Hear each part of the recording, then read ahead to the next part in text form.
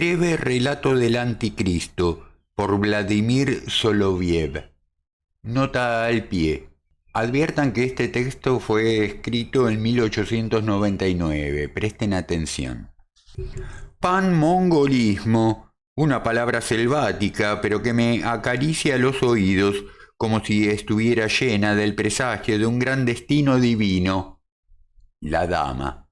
¿De dónde ha sacado esta cita? Señor Z. Creo que ha sido compuesta por el mismo autor de este relato. La dama. Siga, lea. Señor Z. Empieza a leer. El siglo XX después de Cristo fue la época de las últimas grandes guerras, de las discordias intestinas y de las revueltas revolucionarias. La más grande de las guerras internacionales tuvo como causa remota el éxito en Japón, hacia finales del siglo XIX, de un movimiento intelectual llamado panmongolismo. Gracias a su espíritu de imitación, los japoneses no solo se habían adueñado con gran rapidez de las formas materiales de la civilización europea, sino que habían absorbido también algunas ideas de orden inferior. Al conocer a través de los periódicos y de los manuales de historia la existencia en Occidente del panhelenismo, el pangermanismo, el paneslavismo, el panislamismo, etc., decidieron proclamar la gran idea del panmongolismo, es decir, de la unificación bajo su propia dirección de todos los pueblos de Asia Oriental. Y todo con el fin de llevar a cabo la guerra decisiva contra los extranjeros, esto es, contra los europeos. Aprovechando que al inicio del siglo XX Europa estaba empeñada en la última y decisiva lucha contra el mundo musulmán, los japoneses pasaron a la ejecución de su gran plan, ocupando en primer lugar Corea y luego Pekín, donde, con la ayuda del Partido Progresista Chino, destronaron a la antigua dinastía manchú y la sustituyeron por una japonesa. Esta jugada les reconcilió rápidamente con los conservadores chinos, quienes comprendieron que entre dos extraños es mejor acercarse al más parecido y escoger el mal menor. En cualquier caso, la independencia estatal de China no podía mantenerse por más tiempo y era inevitable someterse o bien a los europeos o bien a los japoneses. No obstante, era evidente que el dominio japonés destruía las formas exteriores del imperialismo chino, que, por otra parte, se habían revelado ya como del todo inadecuadas, pero no atacaba los principios interiores de la vida nacional. Por el contrario, la victoria de las potencias europeas, que por razones políticas apoyaban a los misioneros cristianos, habría resultado extremadamente peligrosa para los más profundos fundamentos espirituales de China. El antiguo odio nacional de los chinos hacia los japoneses había nacido cuando ni unos ni otros conocían a los europeos, frente a quienes esta hostilidad entre dos naciones afines se convertía en una cuestión interna y perdía significado. Los europeos eran completamente extraños y enemigos. Su dominio no habría podido lisonjear en modo alguno el orgullo de la estirpe china, mientras que, en manos de Japón, los chinos podían ver el dulce cebo del panmongolismo, y a sus ojos justificaba también la triste necesidad de una europeización externa. Los japoneses repetían insistentemente: «Intentad entender, testarudos hermanos, que nosotros utilizamos las armas de los perros occidentales no porque las amemos, sino solamente para poderles derrotar con sus mismas armas. Si os unís a nosotros y aceptáis nuestra guía, entonces no solo expulsaremos en poco tiempo a los diablos blancos de nuestra Asia, sino que también conquistaremos sus países y estableceremos el verdadero imperio del centro sobre todo el mundo. Vuestro orgullo nacional y vuestro desprecio frente a los europeos son justos, Pero erráis al nutrir estos sentimientos solamente con sueños y no con acciones racionales. Nosotros os hemos precedido, pero ahora debemos indicaros el camino del interés común. Observad vosotros mismos qué resultados ha dado vuestra política presuntuosa y recelosa hacia nosotros, que somos vuestros hermanos naturales y vuestros defensores. Rusia e Inglaterra, Alemania y Francia han estado a punto de dividirse vuestro país sin dejaros ni siquiera un pedazo. Creíais ser tigres y os habéis mostrado débiles como la cola de una serpiente. Los chinos juiciosos consideraron que este razonamiento estaba fundado y la dinastía japonesa pudo de este modo consolidarse. Su primera preocupación fue, naturalmente, la creación de una flota y de un ejército poderosos. La mayor parte del ejército japonés fue entonces trasladado a China, donde constituyó los cuadros de un nuevo e inmenso ejército. Los oficiales japoneses hablaban chino y como instructores tuvieron mucho más éxito del que habían tenido los europeos. Las ingentes poblaciones de China y de Manchuria, de Mongolia y del Tíbet suministraron un material bélico idóneo. Ya el primer Bogd-i-Khan, título atribuido por los mongoles al emperador chino de la dinastía japonesa, pudo probar el poderío del renovado ejército chino expulsando a los franceses de Tonkin y de Siam y a los ingleses de Birmania. El imperio del centro se adueñó así de toda Indochina. Su heredero, chino por parte de madre, que reunía en sí la astucia y la elasticidad de los chinos con la energía de los japoneses, reunió en el Turquestán chino un ejército de 4 millones de soldados. Y mientras el Zunglihamen, ministro chino encargado de las relaciones con los extranjeros, comunicaba confidencialmente al embajador ruso que este ejército había sido movilizado para conquistar la India, el Bogd-i-Khan invadió nuestra Asia central y después de haber animado a la población a la sublevación, atravesó rápidamente los Urales y sometió con sus tropas toda la Rusia central y oriental. Unidades rusas movilizadas a toda prisa se organizaron en Polonia y Lituania, en Kiev y en la Volinia, en San Petersburgo y en Finlandia. No obstante, a causa de la ausencia de un plan de guerra preestablecido y de la enorme superioridad numérica del enemigo, el valor militar de las tropas rusas les sirvió únicamente para morir con honor. La rapidez de la invasión no permitió la necesaria concentración de las fuerzas, y las unidades aisladas fueron destruidas unas tras otras en combates violentísimos y desesperados. Los mongoles pagaron estos triunfos a un alto precio, pero pudieron sustituir con facilidad sus pérdidas gracias al control de todas las vías ferroviarias asiáticas. Mientras tanto, un ejército ruso de 200.000 hombres, aislado desde hacía tiempo en los confines de Manchuria, realizó un desafortunado intento de invadir la bien defendida China. Dejando una parte de sus fuerzas en Rusia para impedir la constitución de nuevos ejércitos y para reprimir las cada vez más numerosas bandas de partisanos, el Bogd-i-Khan traspasó con 3 ejércitos la frontera de Alemania. Aquí, por el contrario, habían tenido tiempo de prepararse y uno de los ejércitos mongoles fue completamente destruido. Sin embargo, justo en esos momentos, en Francia alcanzó el poder el partido revanchista y los alemanes se encontraron con 1.000.000 de bayonetas a sus espaldas. Atrapado entre la espada y la pared, el ejército alemán se vio obligado a aceptar las condiciones de rendición propuestas por el Bogd-i-Khan. Ebrios de alegría, los franceses fraternizaron con los alemanes y penetraron en toda Alemania, perdiendo velozmente cualquier tipo de disciplina militar.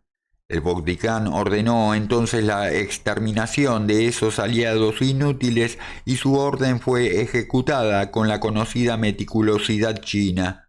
En París estalló una insurrección de trabajadores. Sans-Patrie y la capital de la civilización occidental abrió con alegría sus puertas al Señor de Oriente.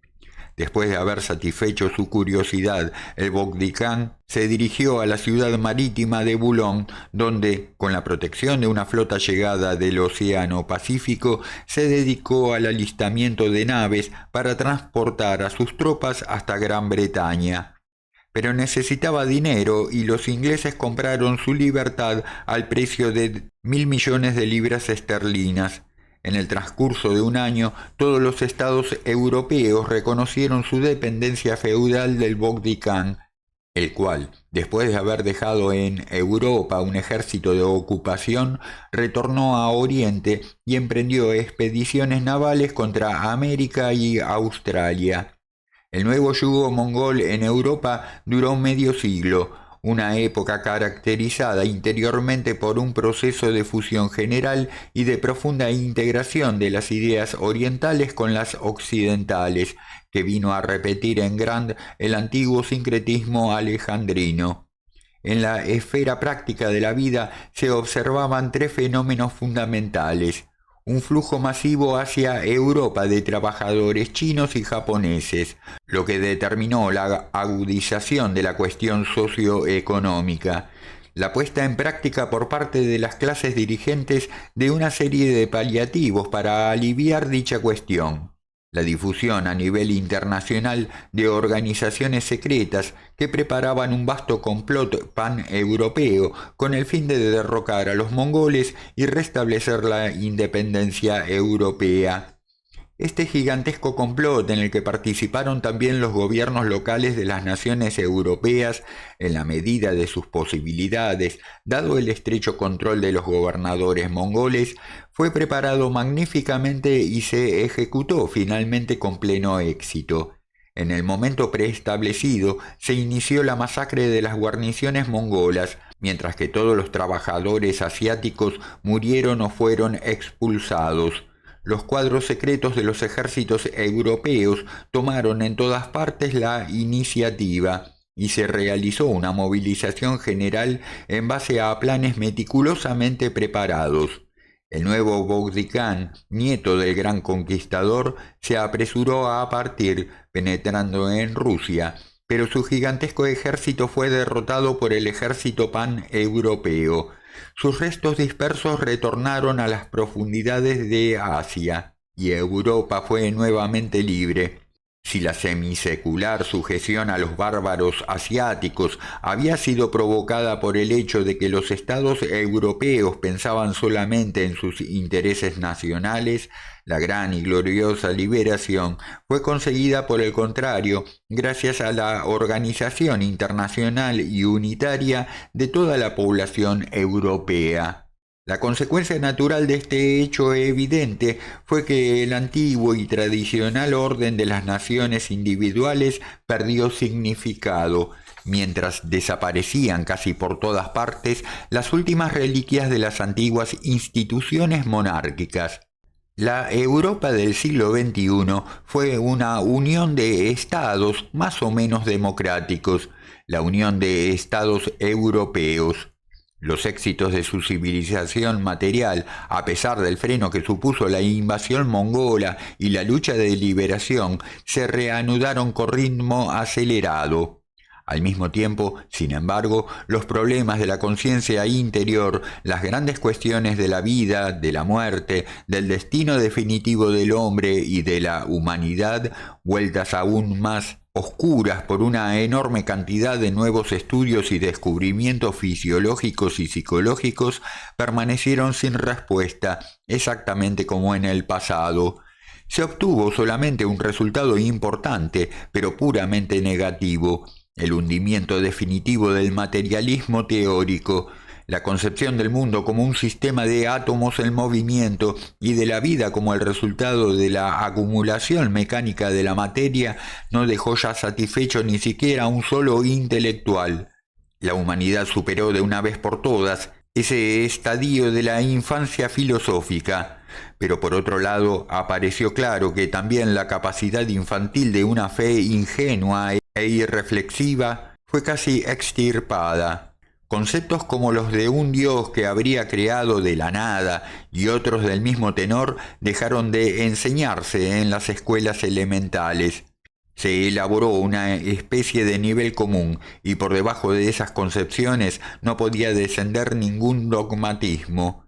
Y mientras la enorme mayoría de los intelectuales continuaron siendo no creyentes, los pocos creyentes debían necesariamente convertirse en intelectuales, según la indicación del apóstol. Sed niños en el corazón, pero no en la mente. Entre los pocos creyentes espiritualistas de la época despuntaba un hombre muy notable. Algunos lo definían como un superhombre, que estaba lejos tanto de la infancia del intelecto como de la del corazón.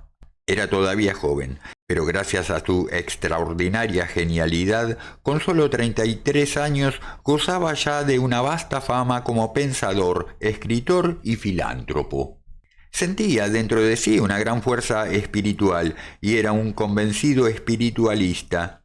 Su inteligencia vivaz le mostraba siempre las verdades en las que debía creer: el bien, Dios, el Mesías. Creía en todo esto, pero al mismo tiempo solo se amaba a sí mismo. Creía en Dios, pero de forma involuntaria e inadvertida, en la profundidad de su alma se prefería a sí mismo. Creía en el bien, pero el ojo de la eternidad que todo lo ve sabía que este hombre se inclinaría ante el poder del mal apenas éste se hubiera adueñado de él, y no con el engaño de los sentimientos y de las bajas pasiones, ni siquiera con la tentación suprema del poder, sino halagando su desmesurado amor propio. Por otra parte, este amor propio no era ni un instinto descontrolado ni una loca pretensión. Además de haber dado pruebas de poseer extraordinarias dotes de genialidad, belleza y nobleza, había demostrado tener una templanza y un desinterés que justificaban plenamente su enorme orgullo de gran espiritualista, asceta y filántropo. Algunos le echaban en cara el estar tan ricamente dotado de dones divinos, pero él veía en esto la señal evidente del favor exclusivo del cielo hacia él, y se consideraba el segundo después de Dios, un hijo suyo absolutamente único. En una palabra, reconocía en sí mismo las prerrogativas del mismo Cristo. Esta conciencia de su elevada dignidad se manifestaba, no obstante, no como una deuda moral frente a Dios y el mundo, sino como un derecho y una superioridad frente a los demás, y sobre todo frente a Cristo. En sus inicios no mostraba hostilidad hacia Jesús, le reconocía su significado y dignidad de Mesías, pero con toda sinceridad veía solamente en él a su más augusto predecesor. Para aquella mente obcecada por el amor propio, la empresa moral de Cristo y su absoluta unicidad resultaban del todo incomprensibles. Razonaba de este modo: Cristo vino antes que yo, pero aquel que en el tiempo viene después es anterior por naturaleza. Yo he llegado en segundo lugar, al fin de la historia, precisamente porque soy el Salvador perfecto, definitivo. Aquel Cristo era simplemente mi precursor. Su misión fue la de preparar mi venida. Y según estos pensamientos, el gran hombre del siglo XXI empezó a aplicarse a sí mismo todo aquello que en el Evangelio está escrito en referencia a la segunda venida, explicando este suceso no como la segunda venida de Cristo, sino como la sustitución del Cristo precursor por el Cristo definitivo, es decir, por sí mismo. El hombre del futuro no se presentaba todavía con este rostro bien definido y original. En relación a Cristo, se veía como otro Mahoma, es decir, un hombre justo que no puede ser acusado de mala intención. Justificaba la orgullosa preferencia de sí mismo sobre Cristo en base a este razonamiento. Cristo, que ha predicado y realizado en su vida el bien, ha sido reformador de la humanidad, mientras que yo estoy llamado a ser el bienhechor de esta humanidad, en parte enmendada, en parte incorregible. Yo daré a todos los hombres aquello que necesitan. Cristo fue un moralista que dividió a los hombres según el bien y el mal, pero yo los uniré con beneficios que son necesarios tanto para los buenos como para los malos. Yo seré el verdadero representante de aquel Dios que hace resplandecer el sol sobre los buenos y los malos, que hace caer la lluvia sobre los justos y los injustos. Cristo ha traído la espada, yo en cambio traeré la paz. Él amenazó al mundo con el terrible juicio universal. Yo, por el contrario, seré el último juez. Y mi juicio no será solo de justicia, sino también de clemencia. Habrá justicia en mi juicio, pero una justicia distributiva, no retributiva. Distinguiré entre todos, pero a cada uno le daré aquello que necesite. Con esta magnífica actitud esperaba una clara llamada divina que le incitara a iniciar la obra de la nueva salvación de la humanidad. Un testimonio evidente y extraordinario que lo declarase hijo mayor y amado primogénito de Dios. Esperaba, y en esta espera se nutría de la conciencia de sus dones y de sus virtudes sobrehumanas, porque, como se ha dicho, era un hombre de absoluta moralidad y genio extraordinario. Este justo lleno de orgullo esperaba una sanción suprema para iniciar su obra de salvación de la humanidad, pero era una espera sin éxito. Fue entonces cuando en su mente empezó a cobrar forma un pensamiento que lo penetró con un escalofrío hasta la médula. ¿Y si no fuese yo, sino el otro, el Galileo? ¿Y si él no fuese solamente mi precursor, sino el verdadero, el primero y el último? Entonces él debería estar vivo. ¿Pero dónde? Y si viniera a mí ahora, de repente, ¿qué le diría? ¿Debería inclinarme ante él como el último necio cristiano, como un vulgar campesino ruso que balbucea insensatamente: «Señor Jesucristo, ten piedad de mí, pecador»? ¿O prosternarme como una mujerzuela polaca? ¿Yo, un genio luminoso, el superhombre? No, nunca. Y desde entonces, en lugar del frío respeto racional hacia Dios y hacia Cristo que había albergado anteriormente, nació y creció en su corazón primero una especie de temor, luego una envidia abrasadora que oprime y contrae todo su ser. Finalmente, un odio impetuoso se adueñó de su alma. Yo, no él. No está entre los vivos y no lo estará nunca. No resucitó. Se pudrió en el sepulcro como la última. Y con espuma en la boca salió de su casa dando saltos convulsivos, dejó el jardín a sus espaldas y adentrándose en la noche profunda y oscura, se encaminó hacia un sendero pedregoso.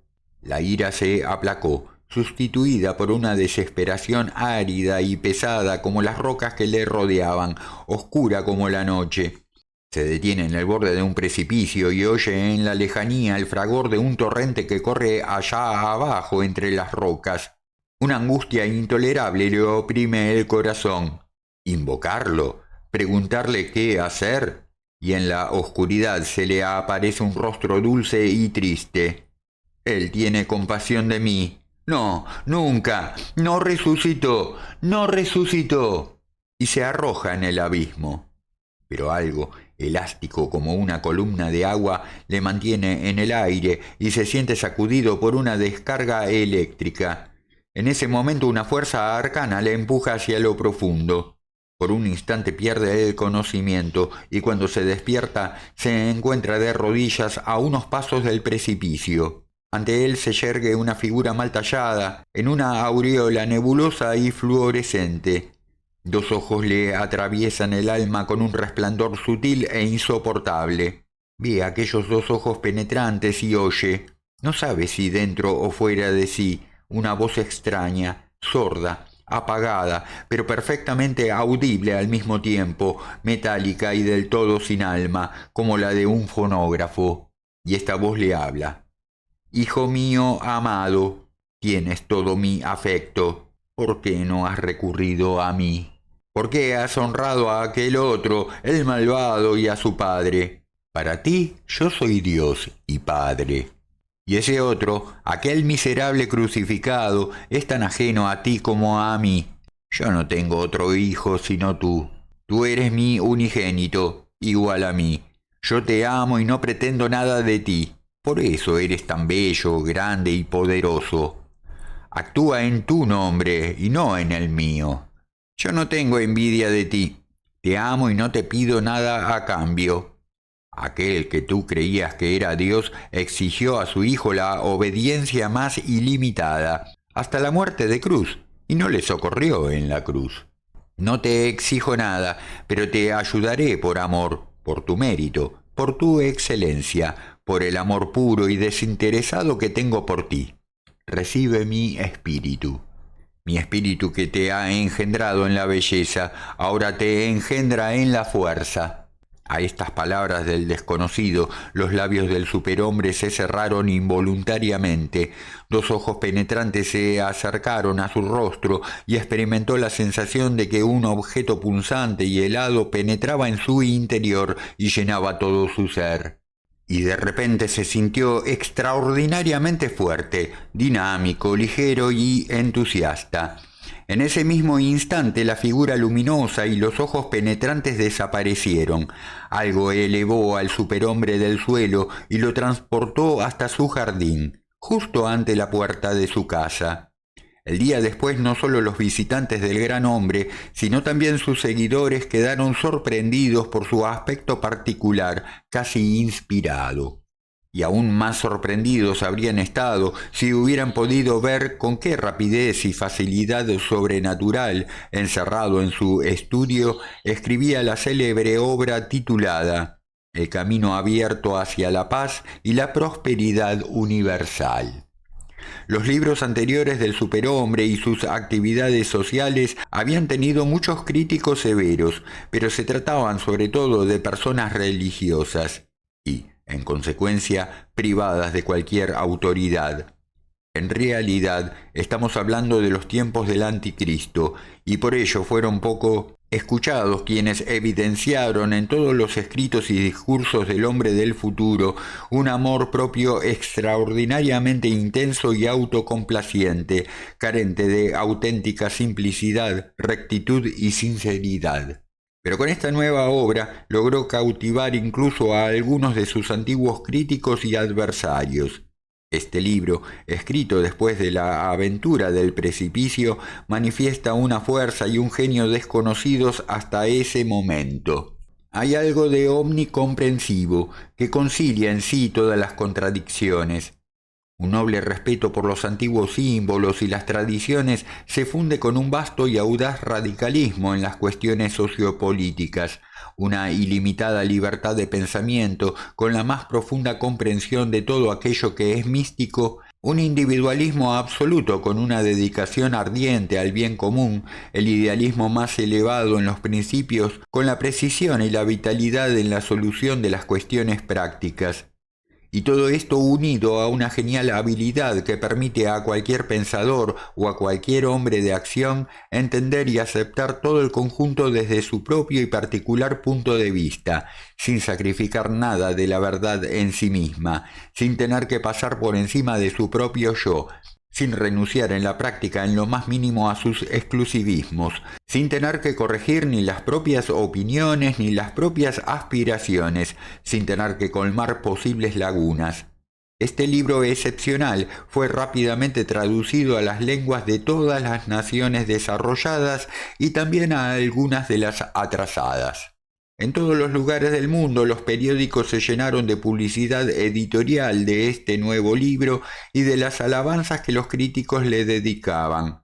Ediciones económicas con el retrato del autor se vendieron por millones de ejemplares y todo el mundo civilizado, en aquella época lo era casi todo el globo terráqueo, glorificó a este hombre grande, único, incomparable. Nadie replicó a este libro, que fue considerado por todo el mundo como la revelación de la verdad integral. El pasado era reconocido con tan gran y absoluta justicia, el presente era valorado tan imparcialmente en todos sus aspectos, y el mejor futuro concebible era presentado de forma tan concreta, evidente y tangible que todos decían: esto es justamente lo que necesitábamos, un ideal y no una utopía, un proyecto y no una quimera. Y el prodigioso escritor no solamente cautivó a todos, sino que gustó a todos, de forma que se cumplieron las palabras de Cristo. he venido en nombre de mi Padre y no me habéis acogido. Otro vendrá en su propio nombre y le acogeréis. De hecho, para ser acogido hay que ser agradable. A decir verdad, algunas personas honestas, a pesar de alabar con entusiasmo este libro, se preguntaban por qué el nombre de Cristo no aparecía ni siquiera una vez, pero otros cristianos respondieron: «Gracias a Dios». En los siglos pasados las cosas sagradas fueron tan desgastadas por parte de todo tipo de celadores sin vocación que hoy en día un escritor profundamente religioso debe ser, como mínimo, prudente. Además, si el contenido del libro está impregnado del espíritu auténticamente cristiano del amor activo y del bien universal, ¿qué más queréis? Y así acababa la discusión. Poco después de la publicación del Camino Abierto, que había transformado a su autor en la persona más popular de todos los tiempos, debía celebrarse en Berlín la Asamblea Constituyente Internacional de la Unión de Estados Europeos. Esta unión, creada después de la larga serie de guerras internas y externas relacionadas con la liberación del yugo mongol y que había modificado profundamente el mapa del continente, estaba amenazada por la lucha no ya entre las naciones, sino entre los diversos partidos políticos y sociales. Los dirigentes europeos, todos pertenecientes a las poderosas confraternidades masónicas, eran conscientes de la falta de un poder ejecutivo común. La Unión Europea, creada con tantos esfuerzos, podía disolverse de un momento a otro. En el Consejo de la Unión, o Comité Universal, Comité Permanentemente Universal, no se había conseguido la unanimidad, ya que los masones verdaderos, aquellos enteramente consagrados a la causa, no habían conseguido apoderarse de todos los escaños. Los miembros independientes del comité realizaban acuerdos separados, lo que constituía una nueva amenaza de guerra. Entonces los consagrados decidieron concentrar un fuerte poder ejecutivo en las manos de una única persona dotada del poder necesario. El principal candidato era precisamente el hombre del futuro, miembro secreto de la orden y única personalidad de fama universal. Por otra parte, por su profesión de experto en balística y por su condición de rico capitalista, tenía relaciones de amistad con los círculos financieros y militares del mundo entero. En otros tiempos menos ilustrados podría haberle perjudicado su origen, que se presentaba borroso e incierto. Su madre, de hecho, era una mujer de costumbres disolutas, bien conocida en ambos hemisferios, y no pocas personas tenían idénticos motivos para considerarlo como hijo suyo. Esta circunstancia no podía, obviamente, tener ningún tipo de importancia en un siglo tan avanzado que era también el último. El hombre del futuro fue pues elegido de forma casi unánime como presidente vitalicio de los Estados Unidos de Europa.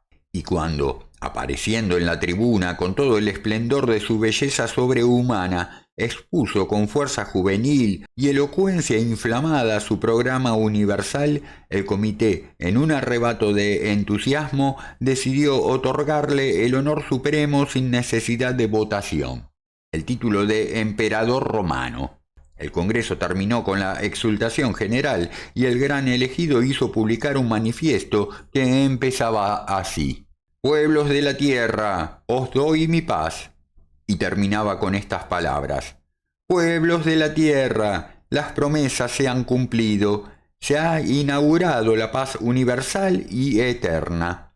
Cualquier intento de infringirla encontrará una oposición insuperable, porque ahora existe en la tierra un poder central más fuerte que todos los otros poderes, tomados singularmente o en conjunto. Y este poder preponderante e insuperable me pertenece a mí, que he sido elegido plenipotenciario de Europa y emperador de todas sus fuerzas. El derecho internacional posee finalmente aquella sanción de la que había carecido hasta ahora. De ahora en adelante ninguna potencia osará decir guerra cuando yo digo paz. Pueblos del mundo, la paz es vuestra». Este manifiesto produjo el efecto deseado. en todos los lugares de Europa, pero sobre todo en América, se formaron partidos imperiales que obligaron a los diferentes estados a unirse con diversas condiciones a los Estados Unidos de Europa, bajo la autoridad suprema del emperador romano. Permanecieron independientes solamente algunas tribus y potencias en Asia y África. Entonces el emperador, con un pequeño pero selecto ejército, compuesto por regimientos rusos, alemanes, polacos, húngaros y turcos, llevó a cabo un desfile militar, desde el extremo oriente hasta Marruecos, y sin gran derramamiento de sangre sometió a los últimos recalcitrantes. En todos los estados de los dos hemisferios puso entonces gobernadores fieles, escogidos entre los magnates locales educados a la europea. Derrotada y deslumbrada, la población de todos los países paganos le reconocieron como divinidad suprema. En un solo año fundó la monarquía universal, en el sentido más completo y auténtico del término. Los gérmenes de la guerra fueron extirpados de raíz. La Liga Universal de la Paz se reunió por última vez y después de haber dirigido un panegírico al gran fundador de la paz, se autodisolvió, pues ya no tenía razón de existir. En el segundo año de su reinado, el emperador romano y universal hizo publicar un nuevo manifiesto. «Pueblos de la tierra, os prometí la paz y os la he dado». Pero la paz solo es buena para quienes viven con bienestar y no da alegría a quien vive en la miseria. Venid pues a mí, todos los que sufrís hambre y frío, y yo os saciaré y os calentaré. Y seguidamente anunció la simple y completa reforma social que ya había trazado en su célebre libro, y que había merecido el favor de todas las mentes sensatas y nobles. Ahora, gracias a la concentración en sus manos de las finanzas universales y de colosales propiedades inmobiliarias, pudo realizar esta reforma según el deseo de los pobres y sin descontentar gravemente a los ricos. Y todos empezaron a recibir según su capacidad. El nuevo señor de la tierra era ante todo un compasivo filántropo. Así, su amor no se limitaba a los hombres, sino que se extendía también a los animales. Era vegetariano y prohibió la vivisección, sometiendo a los mataderos a una severa normativa y animando a diversas sociedades protectoras de animales. Más importante que todos estos detalles fue la instauración en toda la humanidad de la igualdad fundamental, la igualdad de la saciedad universal. Esto sucedió durante el segundo año de su reinado. La cuestión socioeconómica fue de este modo definitivamente resuelta. Pero si la saciedad constituye el primer interés de los hambrientos, los saciados tienen necesidad también de otras cosas. Si los mismos animales saciados no se limitan a dormir, sino que también quieren jugar, mucho más los seres humanos, que post panem piden circenses. El emperador superhombre comprendía muy bien lo que le sucedía a la multitud a él sometida. En ese momento se presentó ante él, en Roma, un gran taumaturgo proveniente del extremo oriente y rodeado de un aura de extrañas aventuras y relatos fabulosos. Según ciertos rumores difundidos entre los neobudistas, este personaje sería de origen divino, engendrado por el dios del sol Surya, divinidad védica honrada como custodia del sol, y una ninfa fluvial. Este taumaturgo, de nombre Apolonio, un individuo sin duda genial, mitad asiático y mitad europeo, obispo católico in partibus infidelium, en territorio de los infieles, reunía en sí de manera extraordinaria el dominio de las últimas conclusiones de la ciencia occidental y de sus aplicaciones técnicas, con el conocimiento y la plena posesión de cuanto de sólido y significativo existe en la tradición mística de Oriente. Los resultados de tal fusión fueron sorprendentes. Apolonio logró, entre otras cosas, desarrollar una técnica de control de la electricidad atmosférica a medio camino entre ciencia y magia, de forma que el pueblo lo consideraba capaz de hacer descender fuego del cielo. A pesar de que impresionaba la imaginación de la multitud con diversos e inauditos prodigios, no abusaba de su poder para fines particulares. Así pues, este personaje se presentó ante el gran emperador, postrándose ante él y llamándole verdadero Hijo de Dios, declarando haber encontrado en los libros secretos de Oriente profecías claras sobre él, el emperador, último salvador y juez, y poniendo sus artes a su servicio. Fascinado por este personaje, el emperador lo acogió como un don celestial y después de haberle concedido los títulos más solemnes, ya no se separó de él. De esta forma, los pueblos de la tierra, colmados de los beneficios de su Señor, además de la paz y la saciedad universal, recibieron también la posibilidad de deleitarse con signos y prodigios extraordinariamente variados e inesperados. Y así concluyó el tercer año del reinado del superhombre. Tras la feliz resolución de la cuestión política y social, le llegó el turno a la religiosa. Fue el mismo emperador quien la suscitó, sobre todo en relación al cristianismo. Esta era la situación del cristianismo en aquel tiempo.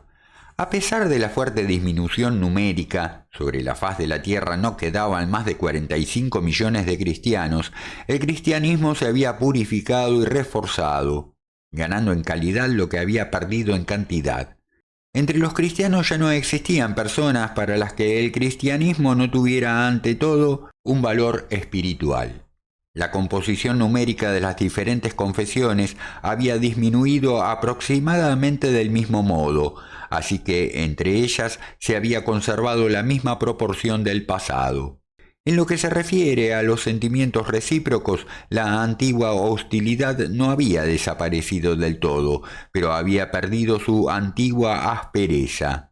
El papado había sido expulsado de Roma hacía ya algún tiempo y después de largas peregrinaciones había encontrado refugio en San Petersburgo, con la condición de abstenerse de realizar proselitismo en todo el país.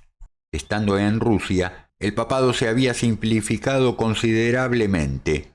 Sin modificar de manera sustancial la estructura de sus colegios y oficinas, había dado un carácter más espiritual a sus actividades y reducido al mismo tiempo el fausto de su ritual y de sus ceremonias. Muchas costumbres extrañas y singulares, aunque no habían sido formalmente abolidas, cayeron en desuso. En todos los otros países, sobre todo en América del Norte, el cristianismo contaba todavía con muchas personas de fuerte voluntad, energía insuperable y posición independiente. Con fuerza aún mayor que en el pasado, reforzaban la unidad de la Iglesia Católica y conservaban su carácter internacional y cosmopolita. En lo que respecta al protestantismo, cuyo centro continuaba siendo Alemania, sobre todo después del paso de una parte notable de la Iglesia anglicana al catolicismo, se había desembarazado de sus negativas tendencias extremistas, cuyos seguidores habían pasado abiertamente a la indiferencia y a la incredulidad. En la Iglesia evangélica habían permanecido solamente las personas sinceramente creyentes, guiadas por hombres que unían una vasta doctrina, una profunda religiosidad y una siempre más intensa aspiración a recrear la imagen del cristianismo primitivo. La Iglesia Ortodoxa rusa, después de que los sucesos políticos cambiasen su posición oficial, había perdido muchos millones de miembros nominales e hipócritas, pero había podido alegrarse de la unión con la mejor parte de los viejos creyentes, e incluso de muchos seguidores de sectas que estaban animados por un espíritu religioso positivo. Esta iglesia renovada, a pesar de no aumentar en número, desarrollaba sus fuerzas espirituales luchando de modo particular contra las sectas extremistas, no carentes de elementos demoníacos y satánicos, que se habían multiplicado en el pueblo y en la sociedad. En los primeros 2 años del nuevo régimen, todos los cristianos, todavía amedrentados y cansados debido a las numerosas guerras y revoluciones anteriores, tuvieron ante el nuevo soberano y ante sus reformas pacíficas una actitud de apoyo y simpatía. El tercer año, sin embargo, con la aparición del gran mago, muchos de ellos, ortodoxos, católicos y evangélicos, empezaron a demostrar serias aprehensiones y antipatías. Los textos apostólicos y evangélicos que hablaban del príncipe de este mundo y del anticristo empezaron a ser leídos con mayor atención y comentados vivazmente. Ciertos indicios permitieron al emperador presentir la cercanía de la tormenta y decidió aclarar cuanto antes la cuestión. Al inicio de su cuarto año de reinado, hizo publicar un manifiesto dirigido a todos sus fieles cristianos, sin distinción de confesión, invitándoles a elegir o designar representantes para un nuevo concilio ecuménico que debería desarrollarse bajo su presidencia. Mientras tanto, la residencia imperial fue trasladada desde Roma a Jerusalén. Palestina era en aquella época una región autónoma habitada y gobernada principalmente por hebreos. Ciudad franca, Jerusalén se convirtió en la sede del emperador. Los lugares santos cristianos permanecieron intactos, pero sobre el enorme espacio de Aram es-Sharif, que se extendía desde Birket Israel y el actual cuartel por una parte, hasta la mezquita de Al-Aqsa y la caballeriza de Salomón por el otro, fue construido un enorme edificio que incluía, además de dos antiguas y pequeñas mezquitas, un vasto templo imperial, destinado a la unificación de todos los cultos, y dos soberbios palacios reservados al emperador, con bibliotecas, museos y locales destinados a los experimentos del mago. En este edificio, mitad templo y mitad palacio, el día 14 de septiembre debía inaugurarse el concilio ecuménico. Puesto que la confesión evangélica no posee clero, en el verdadero sentido de este término, las jerarquías católica y ortodoxa decidieron, para conferir una cierta homogeneidad a los representantes de todos los componentes del cristianismo y según deseo del emperador, permitir la participación en el concilio de algunos laicos destacados por su piedad y fidelidad a los intereses de la Iglesia. Pero una vez admitidos los laicos, no se podía excluir tampoco al bajo clero, secular o regular. De esta manera, el número total de los participantes en el concilio superó las 3.000 personas, mientras que 500.000 de peregrinos cristianos inundó Jerusalén y toda Palestina. Entre los miembros del concilio se distinguían por encima del resto 3 personas. La primera, el Papa Pedro II. Presidía con todo derecho la representación católica del concilio. Su predecesor había muerto de camino al concilio y un cónclave, reunido en Damasco, había elegido por unanimidad al cardenal Simone Barionini, que tomó el nombre de Pedro II.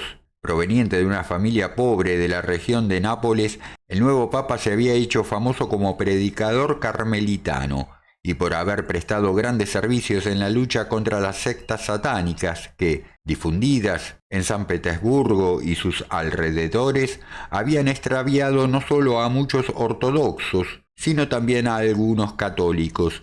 Nombrado arzobispo de Mogilev y posteriormente creado cardenal, aparecía como predestinado a la tiara. Era un hombre de cerca de 50 años, robusto, de mediana estatura, con la nariz ganchuda y cejas tupidas. Apasionado e impetuoso, hablaba con fogosidad, acompañándose con gestos, arrastrando más que persuadiendo a quienes le escuchaban. El nuevo papa mostraba desconfianza y antipatía hacia el amo del mundo, sobre todo después de que su predecesor, mientras se dirigía al concilio, hubiera cedido a las presiones del emperador, creando cardenal al canciller imperial y gran mago universal, es decir, al exótico obispo Apolonio, que Pedro II consideraba como católico dudoso e indudable impostor.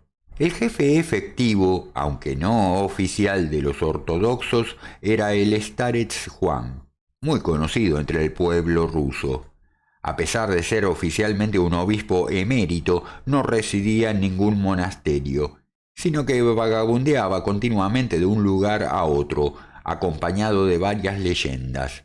Algunos afirmaban que se trataba de Fídor Kuzmich resucitado, es decir, del emperador Alejandro, muerto 3 siglos antes. Otros iban más allá, afirmando que era el auténtico starets Juan, esto es, el apóstol Juan, que no había muerto y que se manifestaba nuevamente en los últimos tiempos. Él, por su parte, no hablaba nunca de sí mismo ni de su juventud.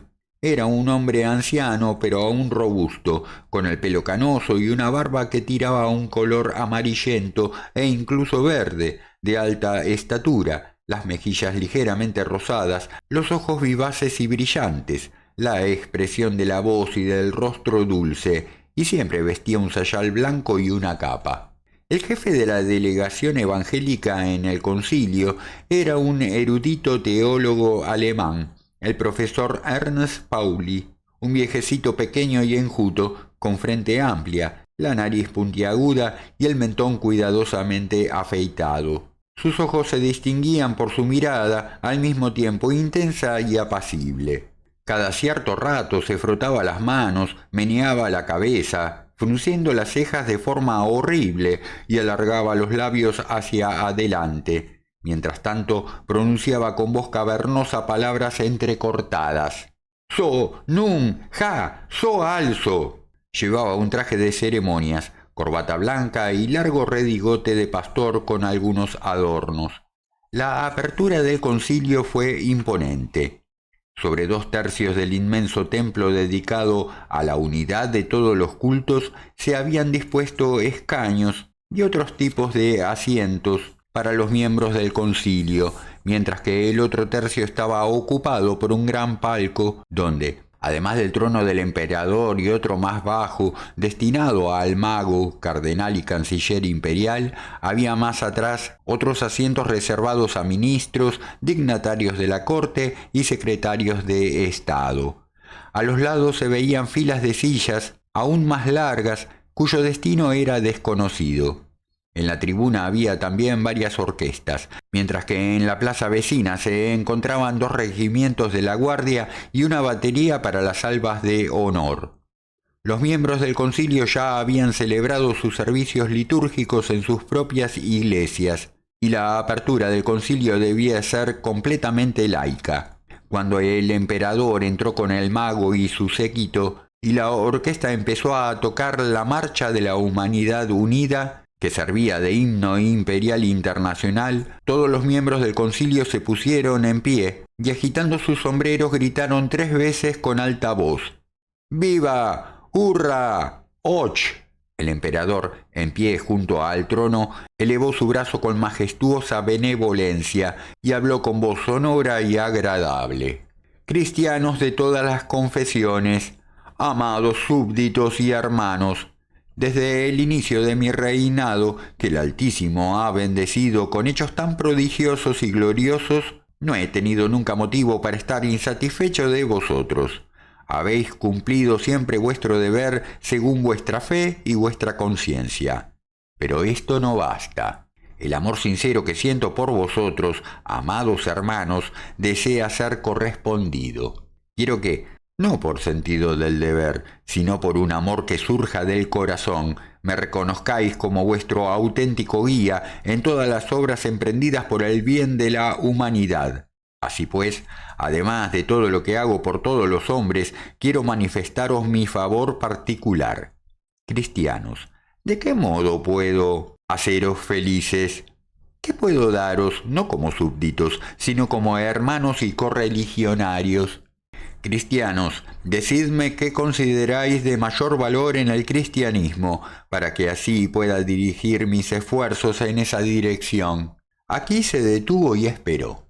Pasaron unos momentos de un murmullo sofocado. Los miembros del concilio cuchicheaban entre sí. Gesticulando con energía, el Papa Pedro explicaba algo a quienes le rodeaban. El profesor Pauli movía la cabeza y movía los labios con insistencia. El starets Juan, inclinándose ante un obispo oriental y un capuchino, le sugería algo en voz baja. Después de haber esperado algunos minutos, el emperador se dirigió de nuevo al concilio con el mismo tono de voz cuidadosamente adoptado anteriormente, pero en el que esta vez resonaba una leve nota irónica. Queridos cristianos, comprendo cuán difícil os resulta darme una respuesta directa y quiero ayudaros también en esto. Puesto que desde tiempos inmemoriales estáis divididos en confesiones y partidos, tal vez no exista nada que os atraiga a todos.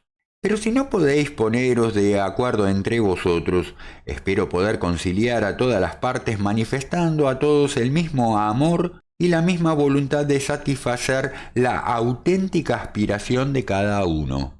Queridos cristianos, yo sé que para muchos de vosotros, y no precisamente los últimos, lo más apreciado en el cristianismo es la autoridad espiritual que da a sus legítimos representantes, y no para sus propias ventajas personales, sino para el bien general, pues sobre esta autoridad se funda el justo orden espiritual y la disciplina moral indispensable para todos. Queridos hermanos católicos, cómo comprendo vuestra idea y cómo quisiera apoyar mi poder sobre la autoridad de vuestro guía espiritual. Y a fin de que no penséis que esto son palabras halagadoras o vanas, he aquí lo que declaramos solemnemente según nuestra voluntad autocrática. El obispo supremo de todos los católicos, el Papa Romano, es desde ahora restablecido en su sede de Roma con todos sus antiguos derechos y prerrogativas inherentes a esta dignidad y a esta cátedra, y que un día fueron otorgados por nuestros predecesores, empezando por el emperador Constantino el Grande.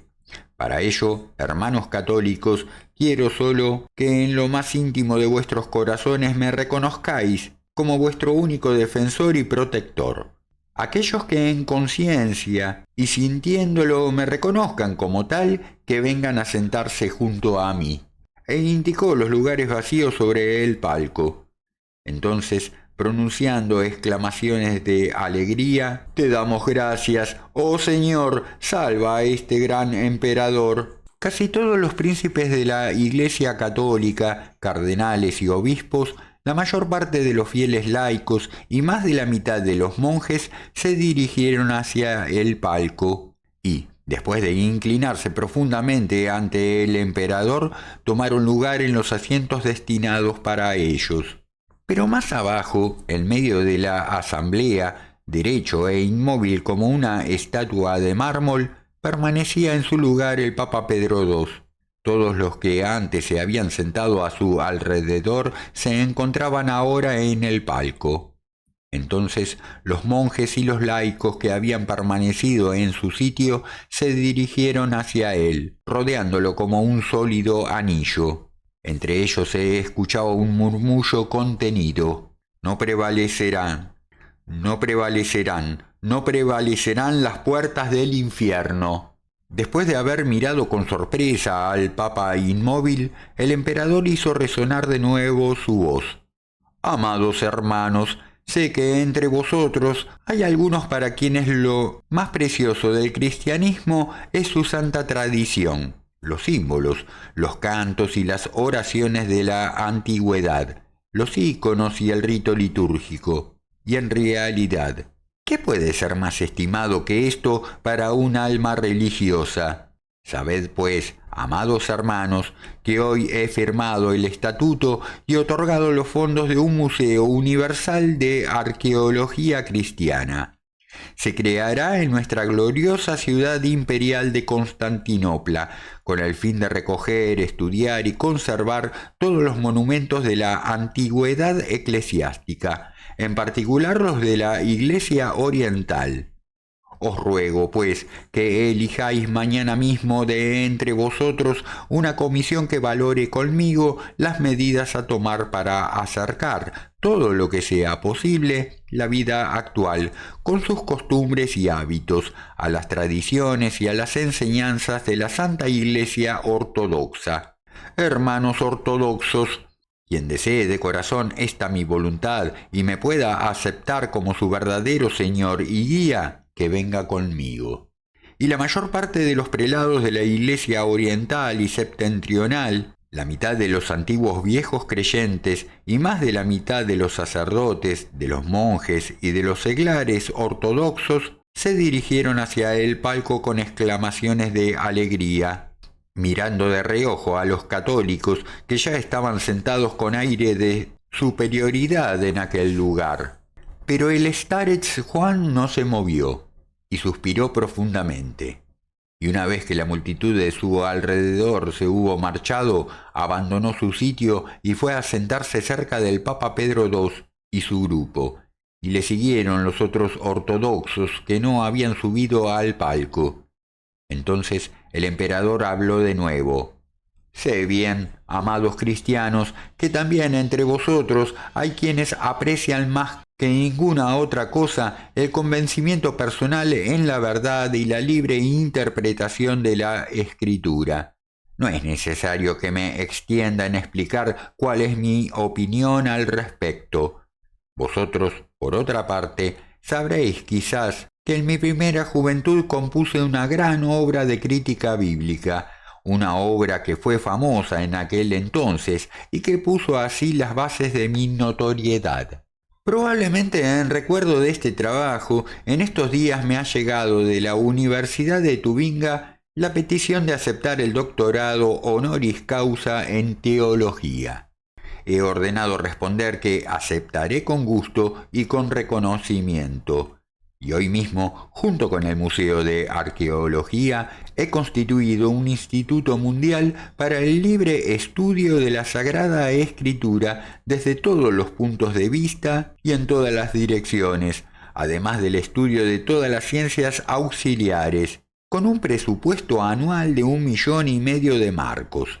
Aquellos de vosotros que deseen de corazón aceptar las disposiciones de mi alma y que con sentimiento puro puedan reconocerme como su jefe soberano, están invitados a sentarse junto al nuevo doctor en teología. Y las bonitas palabras del gran hombre se alargaron levemente con una extraña sonrisa. Más de la mitad de los sabios teólogos se encaminó hacia el palco, aunque con alguna duda. Todos dirigieron la mirada hacia el profesor Pauli, que parecía clavado en su sitio y que bajaba la cabeza, encogiéndose y poniéndose derecho de nuevo. Los sabios teólogos que habían subido al palco se quedaron confundidos. Uno de ellos agitó el brazo y saltó del palco hasta la escalera, y cojeando un poco llegó hasta el profesor Pauli y la minoría que había permanecido junto a él. Pauli levantó la cabeza. Se levantó con un movimiento un poco indeciso y acompañado por sus correligionarios que no habían cedido paso junto a los asientos vacíos y fue a sentarse al lado de los grupos del starets Juan y del Papa Pedro. La gran mayoría del concilio, incluida casi toda la jerarquía de Oriente y Occidente, estaba en el palco. En la parte de abajo habían permanecido solamente 3 grupos de personas que se habían acercado los unos a los otros y que se apretaban en torno al starets Juan, el Papa Pedro y el profesor Pauli. El emperador se volvió hacia ellos con un tono de tristeza. ¿Qué puedo hacer todavía por vosotros, hombres extraños? ¿Qué queréis de mí? Yo no lo sé. Pero decídmelo vosotros mismos, cristianos abandonados por la mayor parte de vuestros hermanos y jefes y condenados por el sentimiento popular. Decidme, ¿qué es lo que más apreciáis en vuestro cristianismo? Entonces el starets Juan se puso de pie y respondió con dulzura. Gran soberano, lo que más apreciamos en el cristianismo es el mismo Cristo. Él mismo y todo lo que de él proviene, pues sabemos que en él habita corporalmente la plenitud de la divinidad. También de ti, oh soberano, estamos dispuestos a recibir todo bien, pero solo si podemos reconocer en tu mano generosa la santa mano de Cristo. Nos has preguntado qué podías hacer por nosotros. He aquí una respuesta precisa. Aquí y ahora, confiesa ante nosotros a Jesucristo, Hijo de Dios, que se encarnó, resucitó y de nuevo vendrá. Confiésalo y nosotros te acogeremos con amor como verdadero precursor de su segunda y gloriosa venida.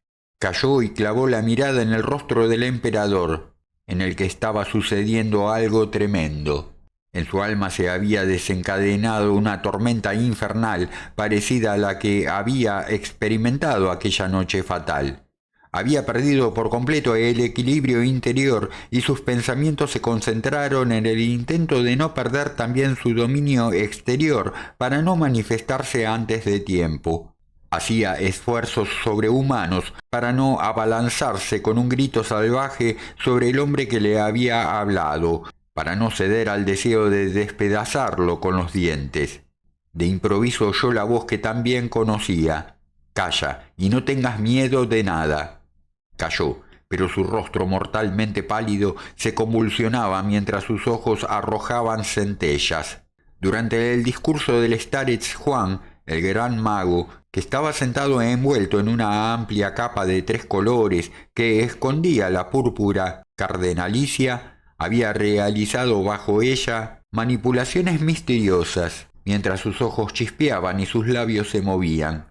A través de las ventanas abiertas del templo se veía acercarse una enorme nube negra, y de repente todo se oscureció. El starets Juan, que no apartaba sus ojos estupefactos y asustados del rostro del emperador que se había quedado mudo, se sobresaltó y girándose exclamó con voz sofocada: «¡Hijitos, es el anticristo!». En aquel momento resonó en el templo un trueno ensordecedor y al mismo tiempo se vio un enorme resplandor circular que envolvió al starets.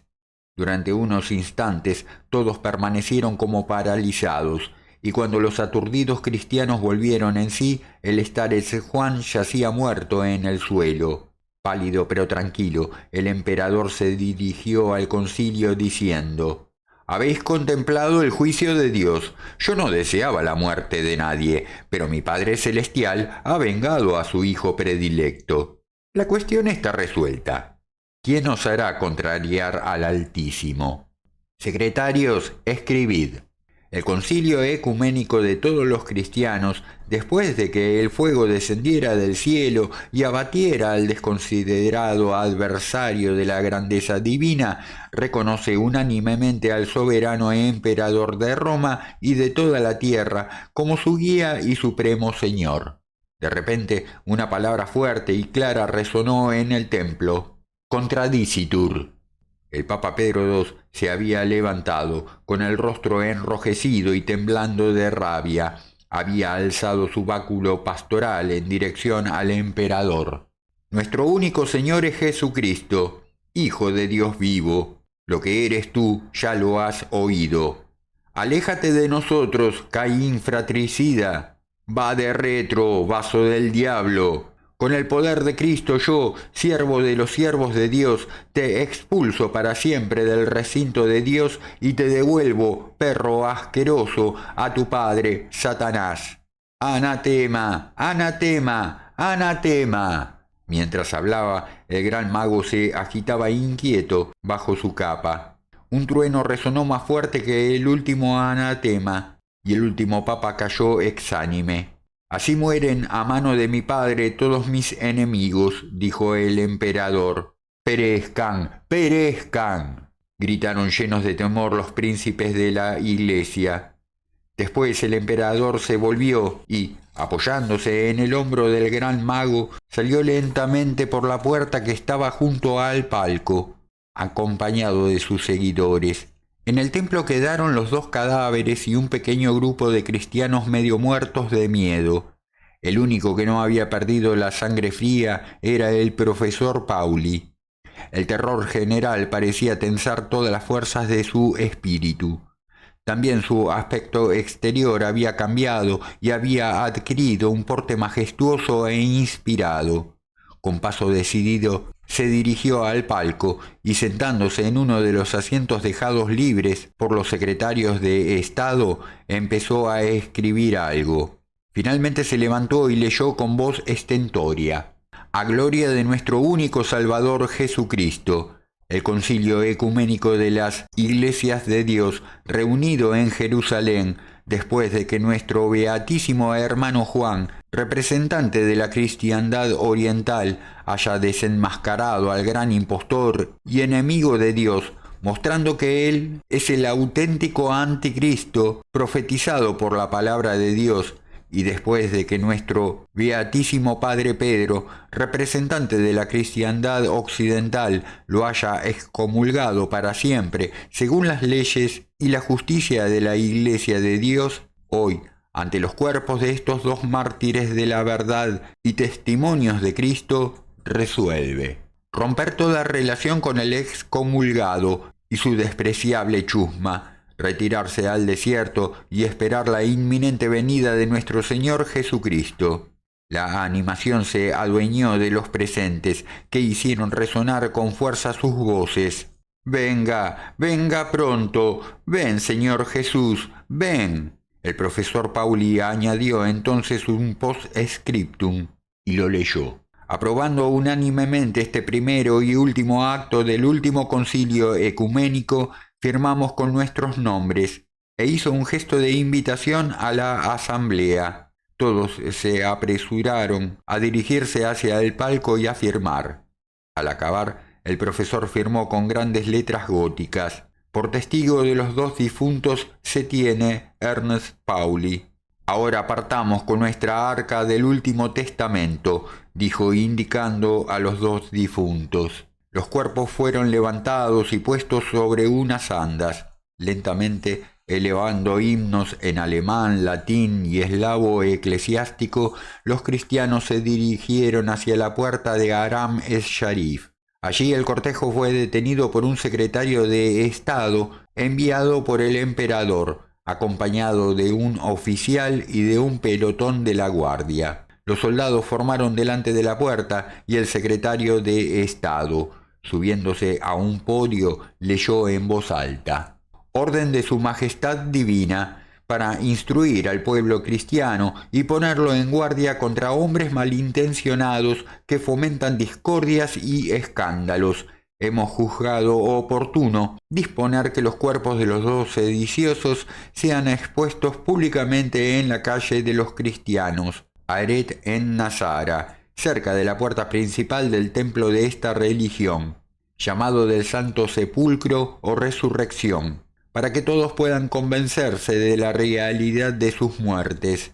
A sus obstinados seguidores, que rechazan malignamente cualquier beneficio de nuestra parte, cerrando los ojos ante las manifestaciones de la misma divinidad, gracias a nuestra misericordia y a nuestra intercesión ante el Padre Celestial, se les perdona la pena de muerte mediante el fuego del cielo.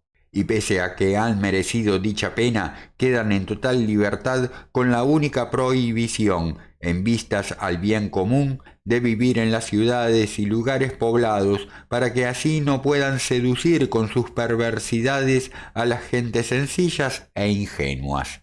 En cuanto acabó de leer, 8 soldados, siguiendo las instrucciones de un oficial, se acercaron a las andas en las que yacían los cuerpos.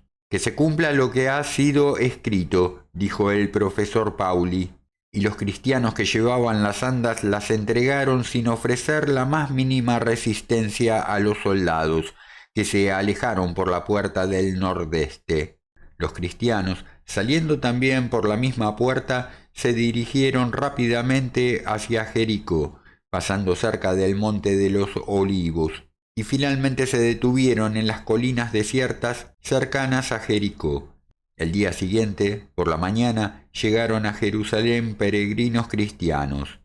Después de la comida, todos los miembros del concilio fueron convocados en la inmensa sala del trono, donde se suponía que estaba el trono de Salomón, y el emperador, dirigiéndose a los representantes de la jerarquía católica, explicó que el bien de la Iglesia exigía que se procediese a la inmediata elección de un digno sucesor del apóstol Pedro, y que en las presentes circunstancias la elección debía realizarse siguiendo un procedimiento sumario. La presencia del emperador, guía y representante de todo el mundo cristiano, compensaba con abundancia la omisión de las formalidades rituales. El emperador, en nombre de todos los cristianos, proponía que el Sacro Colegio eligiera a su querido amigo y hermano Apolonio, para que de este modo la estrecha relación que existía entre ambos hiciera duradera e indisoluble la unión entre la Iglesia y el Estado en orden al bien común. El Sacro Colegio se retiró a una cámara particular para celebrar el cónclave, y después de hora y media salió con el nuevo Papa Apolonio. Mientras se procedía a la elección, el emperador trataba de persuadir con palabras llenas de dulzura, sabiduría y elocuencia a los representantes de los ortodoxos y de los evangélicos, para que pusieran fin a las viejas disensiones con vistas a una nueva época histórica del cristianismo, y afirmaba que él se haría garante de que Apolonio aboliría para siempre los abusos históricos del poder papal. Convencidos por sus palabras, los representantes de la ortodoxia y del protestantismo redactaron un acta de unión de las iglesias. Y cuando apareció a Apolonio en la sala, acompañado por los cardenales en medio de los gritos de júbilo de toda la asamblea, un obispo griego y un pastor evangélico le presentaron el documento. «Acepto y apruebo y se alegra mi corazón», dijo a Apolonio, estampando su firma. «Yo soy al mismo tiempo verdadero ortodoxo, verdadero evangélico y también verdadero católico», añadió, intercambiando un amistoso abrazo con el griego y con el alemán. Después se acercó al emperador, quien le abrazó y le tuvo largo tiempo entre los brazos.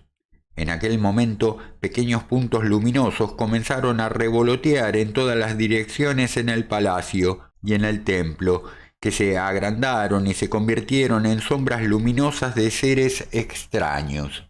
Flores nunca vistas sobre la tierra caían desde lo alto, llenando el aire de un perfume arcano. Llegaban también desde lo alto deliciosos sonidos de instrumentos musicales hasta entonces desconocidos, mientras voces angélicas de invisibles cantores glorificaban a los nuevos soberanos del cielo y de la tierra.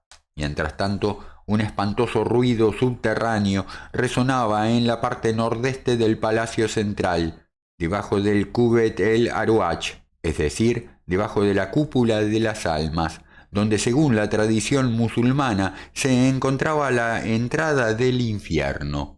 Cuando los presentes, por indicación del emperador, se acercaron a aquella parte, oyeron claramente innumerables voces agudas y penetrantes, en parte infantiles y en parte diabólicas, que exclamaban: «La hora ha llegado, liberadnos, oh salvadores, oh salvadores». Pero cuando Apolonio, apoyándose sobre la roca, gritó 3 veces unas palabras en una lengua desconocida, las voces callaron y el ruido cesó. Mientras tanto, una multitud que provenía de todas partes había rodeado Aram es-Sharif. Al caer la noche hizo su aparición el emperador acompañado del nuevo papa en la escalinata oriental, provocando una oleada de entusiasmo. El emperador saludó amablemente en todas las direcciones y Apolonio puso delante de los cardenales secretarios unos cestos grandes y lanzaba por el aire sin cesar magníficas cadenas romanas y cohetes que se encendían al sonido de sus manos y se transformaban en perlas fluorescentes y en luminosos arcoíris.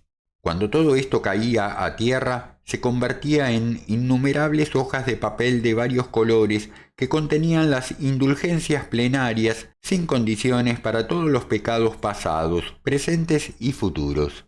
El regocijo popular superó todo límite. En realidad, algunos afirmaban haber visto con sus propios ojos cómo aquellas hojas de indulgencias se transformaban en sapos y serpientes nauseabundas.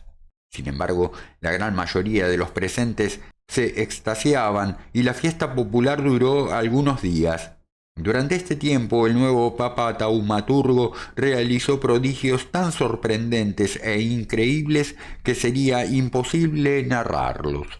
En las alturas desiertas de Jericó, los cristianos se dedicaban al ayuno y a la oración. El cuarto día, al atardecer, el profesor Pauli y 9 compañeros entraron en Jerusalén montados en asnos y tirando de una carreta. Por calles secundarias, cerca de Aram el Sharif, desembocaron en Aret en Nazara y llegaron a la entrada del Templo de la Resurrección, donde yacían los cuerpos del Papa Pedro II y del Starets Juan. A esa hora las calles estaban desiertas, pues toda la ciudad se encontraba en Aram el Sharif. Los soldados dormían profundamente. Los recién llegados notaron que los cuerpos no habían sido afectados por el proceso de descomposición y que no estaban rígidos ni duros. Los colocaron en unos féretros, los envolvieron con lienzos que habían traído consigo y recorriendo las mismas calles de antes, regresaron a donde estaban sus hermanos. Apenas posaron las andas en el suelo, el espíritu de vida entró de nuevo en los 2 muertos, que empezaron a moverse intentando librarse de los lienzos. Todos les ayudaron con gritos de alegría, y enseguida los 2 resucitados se pusieron en pie, sanos y salvos. El resucitado Starets Juan les dijo: «Hijitos míos, veis que no nos hemos separado. Escuchad lo que os voy a decir. Ha llegado la hora de que se cumpla la última oración de Cristo por sus apóstoles, que sean uno como Él y el Padre son uno. Y por esta unidad en Cristo, hijitos míos, veneramos a nuestro queridísimo hermano Pedro. Se le ha de conceder finalmente el apacentar a las ovejas de Cristo. Sí, precisamente así, hermano». Y abrazó a Pedro. En ese momento se acercó el profesor Pauli. «Tú es Petrus», dijo dirigiéndose al Papa. «Ahora está probado y fuera de toda duda». Estrechó su mano fuertemente mientras daba la mano izquierda al Starets Juan, diciéndole: «Y así, Padre, ahora somos verdaderamente uno en Cristo». De esta forma se realizó la unión de las iglesias en el corazón de una noche oscura en un alto solitario. Pero la oscuridad de la noche fue rasgada de repente por un resplandor, y en el cielo apareció una gran señal, una mujer vestida con el sol y la luna a sus pies, y en la cabeza una corona de 12 estrellas. La aparición se quedó quieta durante unos instantes. Luego se dirigió lentamente hacia el sur. El Papa Pedro alzó el báculo pastoral y exclamó: «Esta es nuestra enseña. Sigámosla». Y se dirigió hacia la aparición, acompañado de los 2 venerables ancianos y de toda la multitud de cristianos, hacia el monte de Dios, el Sinaí. Aquí el lector se detiene. La dama. ¿Por qué no continúa? Señor Z. El manuscrito acaba así. El padre Panzofi no consiguió acabar su relato. Estaba ya bastante enfermo cuando me contó lo que pensaba escribir en cuanto se hubiese curado. Pero no se curó, y el final de su relato fue sepultado junto con él en el monasterio de San Daniel. La dama. Pero usted se acordará de lo que le dijo. Cuéntenoslo, pues. Señor Z. Me acuerdo solo a grandes trazos. Después de que los guías espirituales y los representantes de los cristianos se internaran en el desierto árabe, donde se les unieron multitudes de cristianos fieles a la verdad provenientes de todo el mundo, el nuevo Papa pudo corromper fácilmente con sus extraordinarios prodigios a todos los demás cristianos, que en su superficialidad no habían creído en la llegada del Anticristo. Declaró que con el poder de sus llaves había abierto las puertas que separaban el mundo terreno del de ultratumba, y efectivamente la comunicación entre vivos y muertos, e incluso entre hombres y demonios, se convirtió en habitual. Se desarrollaron también formas nuevas e inauditas de orgías místicas y de demonolatría. Pero justo cuando el emperador empezaba a creerse seguro en el campo religioso, tras haberse declarado única y verdadera encarnación de la suprema divinidad universal, siguiendo las apremiantes insinuaciones de la misteriosa voz del Padre, una nueva desgracia se abatió sobre él, precisamente por donde nadie lo esperaba. Los judíos se rebelaron. Esta nación, que había llegado a los 30 millones, no era del todo ajena a la preparación y a la consolidación de los éxitos universales del superhombre. Cuando el emperador se trasladó a Jerusalén, hizo correr la voz en los círculos judíos de que su objetivo principal era instaurar el dominio universal de Israel sobre todo el mundo. Los judíos, entonces, le reconocieron como Mesías y su fidelidad no tuvo límites. Pero de repente los judíos se sublevaron furiosos y clamando venganza. Es probable que el padre Pansofi haya presentado de manera demasiado simple y realista este cambio que ya está profetizado en la escritura y en la tradición. El caso es que los judíos, que consideraban al emperador un israelita puro y perfecto, descubrieron casualmente que ni siquiera estaba circuncidado. Ese mismo día Jerusalén se sublevó y al día siguiente lo hizo toda Palestina. La devoción ardiente e ilimitada en el Salvador de Israel, el Mesías largamente anunciado, se transformó en un odio igualmente ardiente e ilimitado hacia el astuto impostor. La totalidad del mundo hebreo se sublevó como un solo hombre, y sus enemigos descubrieron con sorpresa que el alma profunda de Israel no vive de los cálculos ni de las pasiones de Mamón, sino de la fuerza de un sentimiento sincero, de la esperanza y el deseo de su milenaria fe mesiánica. El emperador, que no esperaba semejante estallido, perdió el control de sí mismo y decretó un edicto que condenaba a muerte a todos los rebeldes judíos y cristianos. Miles de personas que no tuvieron tiempo de armarse fueron masacrados sin piedad, pero enseguida un ejército compuesto por 1 millón de judíos se adueñó de Jerusalén y obligó al anticristo a encerrarse en Aram es-Sharif. Solo disponía de una parte de la guardia, incapaz de dominar a la masa de sus enemigos. Sin embargo, con la ayuda de las artes mágicas de su papa, el emperador consiguió atravesar las filas de los sitiadores y se refugió en Siria, poniéndose al frente de un inmenso ejército de paganos de diversas nacionalidades. Los judíos fueron a su encuentro con escasas posibilidades de victoria, pero en cuanto las vanguardias de ambos ejércitos entraron en contacto, se produjo un terremoto de inaudita violencia. En el fondo del Mar Muerto, cerca del cual se encontraban las tropas imperiales, se abrió el cráter de un enorme volcán, y torrentes de lava reunidos en un único lago llameante se tragaron al emperador, a su inmenso ejército y a su inseparable papa Apolonio, a quien toda su magia de nada le sirvió.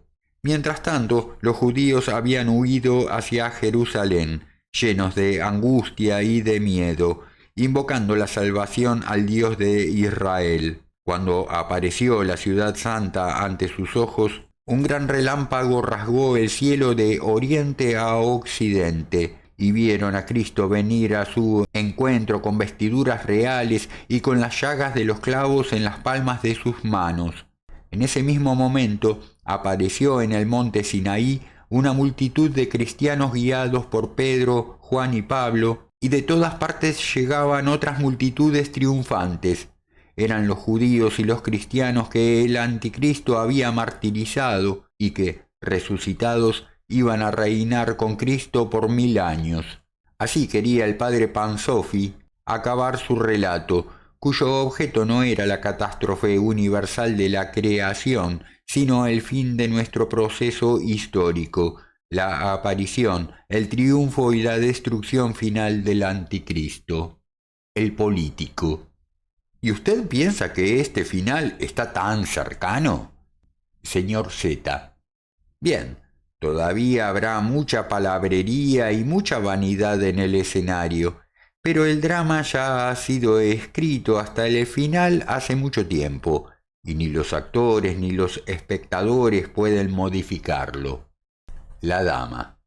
Pero ¿cuál es el sentido último de este drama? No entiendo. ¿Por qué su anticristo, que en el fondo no es malo sino bueno, odia tanto a Dios?